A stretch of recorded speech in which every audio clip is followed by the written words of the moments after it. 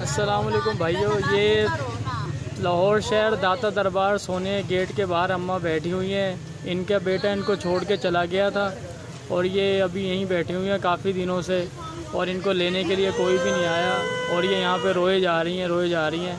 Please یار کوئی خاندان کا ان کا بندہ کوئی بھی ہے تو یہ ویڈیو وائرل کرے، اور یہ ویڈیو دیکھ کے ان کو داتا دربار سونے گیٹ کے باہر یہ بیٹھی ہوئی ہے اور یہ رو رہی ہے بہت زیادہ. صحیح ہے، ان کی مدد کرو یار پلیز.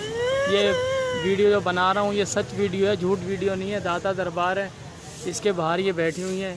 ان کی ہیلپ کرو یار، یہ ویڈیو زیادہ سے زیادہ وائرل کرو اور ان کے خاندان کو پتہ لگ جائے کہ یہ یہاں پہ ہیں. صحیح ہے. اماں تصویر دکھائیں، اپنی چہرہ دکھائیں، نیچے ہاتھ کریں، روئے مت.